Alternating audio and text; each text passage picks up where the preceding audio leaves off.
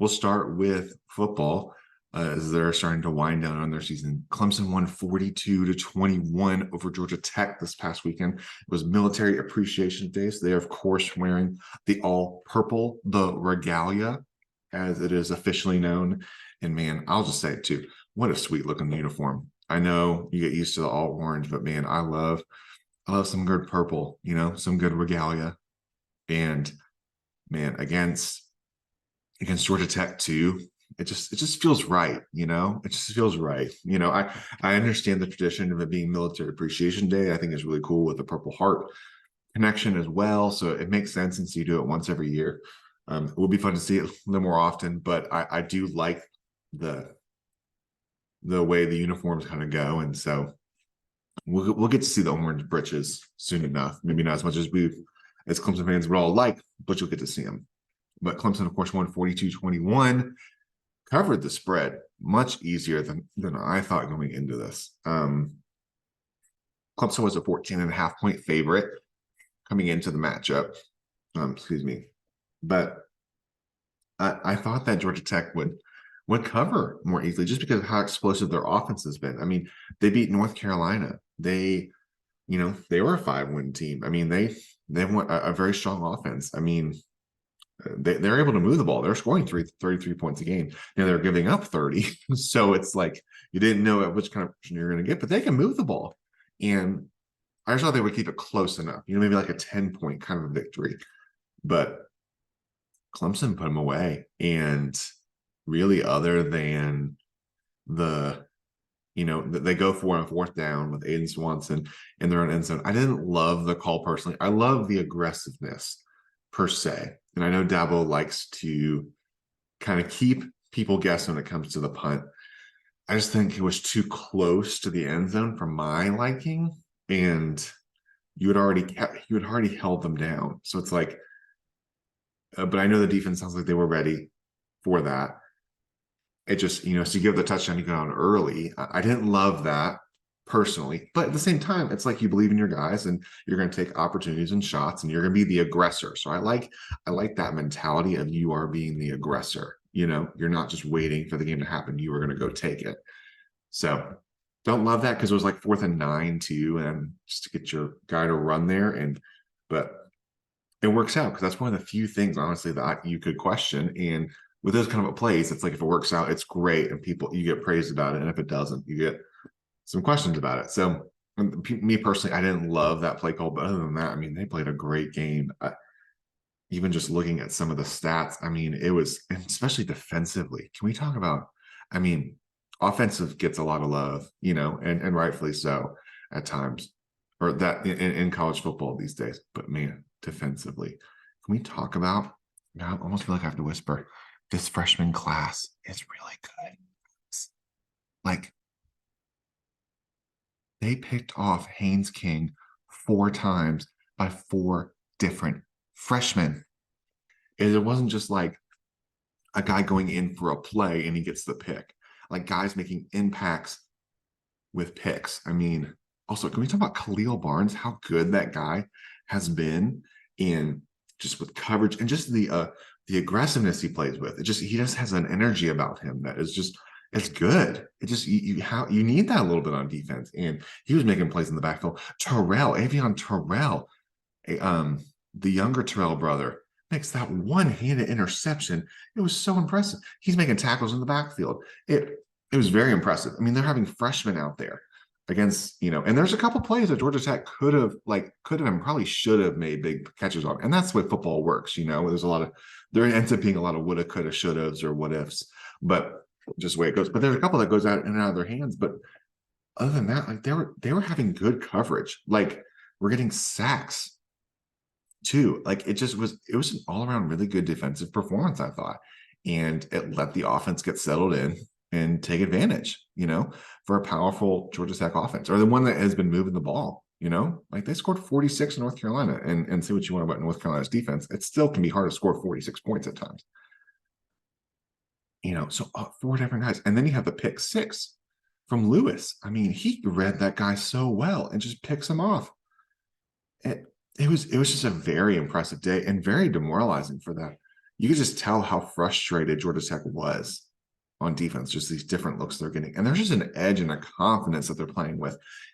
The way that Saturday felt was how that felt more like Clemson from a few years ago, of just you are the aggressor, you are out there attacking, you're making offenses earn it, and that you can feel their frustration on offense. And even if they move the ball, they're having to work really hard to do it. And just the impact some of these young guys were having was very impressive.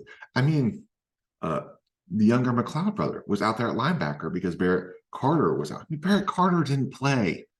I don't want to, like, Barrett Carter's been, everyone's a little banged up this time of year, and so he has to be scratched, late scratch, and it's tough. I mean, it's a long season. So, and a young guy stepped up for that. Wade Wood has played well. Jeremiah Trotter, I mean, the dude just makes plays, and then he's just such a calm guy. And but when he gets fired up, it feels like it's everybody fired up. I mean, these guys are they play with an edge about them, which is really fun to watch.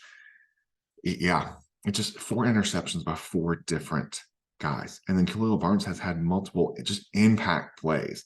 I just thought really well. Wes Goodwin called another great game.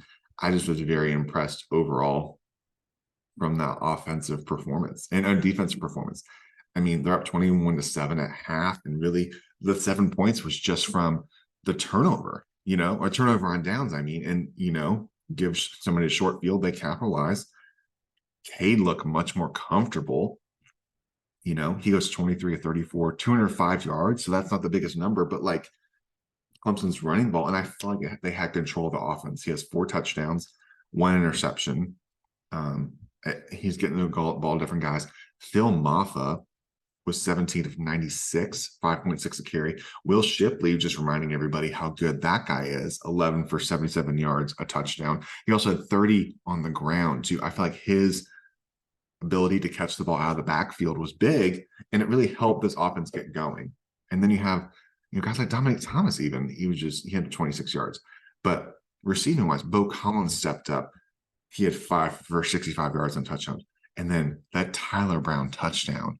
I mean, people are saying that whole OBJ look to him, and it did. I feel like we're also very quick to compare it to that Odell Beckham Jr. catch. Like, we're very quick to do that, but he was impressive. I mean, he just throw the ball up there and just one hands it like the palm, like the point of the football in his palm to grab it. It was very impressive. And I mean, and it was good to see guys like Josh Sapp get a touchdown, and Brenningsville got a touchdown, and just everyone was getting involved. And it was a fun offense to watch. It really was. And I felt like they were in control, and like Cade just seems like he's got a better feel for the team right now. And it just feels like this offense is starting to click. And I know sometimes not always the numbers is like 100% like it might seem similar, but I'm telling you, like, the way this team has felt just feels a lot more like the team that maybe we kind of like people could have expected to come into it, but into the season. But sometimes it takes time. You got a new quarterback, new offensive coordinator, a lot of new, like, just new pieces, and some of these young guys are starting to really step up. So I think Clemson is on a path to really finish out this season well and build momentum into the offseason heading into next year for sure. But I mean, like, you still have opportunities coming into this year, end of the year. I mean, and Haynes King, I mean, they held him down. The poor guy was having a tough day. He ended up 13 for 31, 129 yards. He had 2 touchdowns, 4 interceptions. I mean, honestly, the couple touchdowns were in garbage time. Like, they weren't garbage time, but it was just when the game was already decided. Like, it was 42-7, and they scored 2 touchdowns in the fourth quarter, which, if you're going to look back on the game, I would say, like, that's stuff you want to look into, but you're getting young guys, like, really valuable opportunities to play. And Clemson hasn't had as much of that ability to do it in these games, when the game's not in doubt or without, like, because of injury. So they did a good job. I mean, Haynes King scored on the 1 touchdown.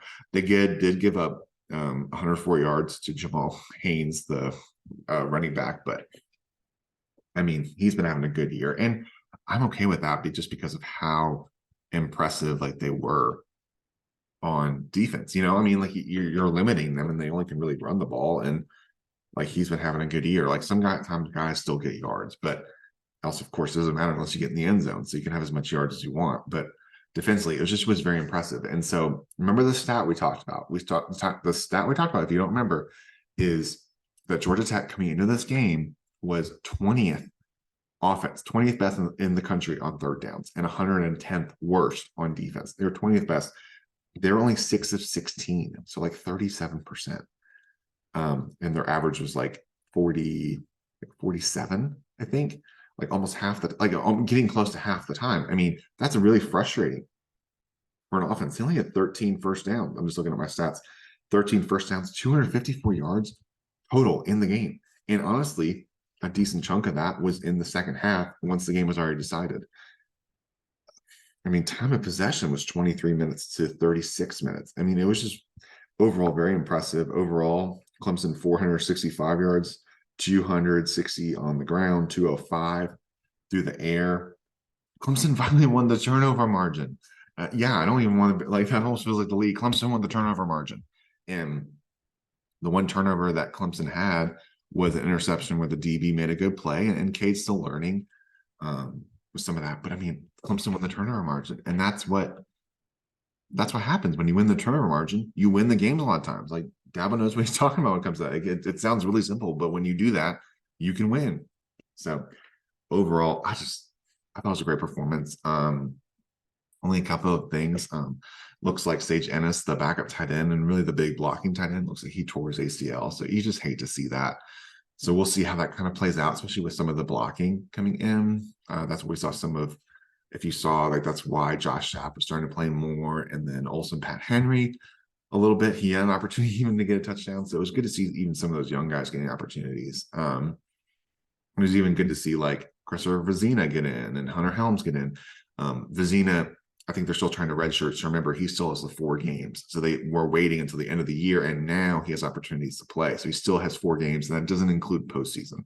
So he could still play in the bowl game and not lose that red shirt as well. So the valuable things to have. And I thought Clemson played a really good game. And really, honestly, you could say it was probably one of the most complete games of the year.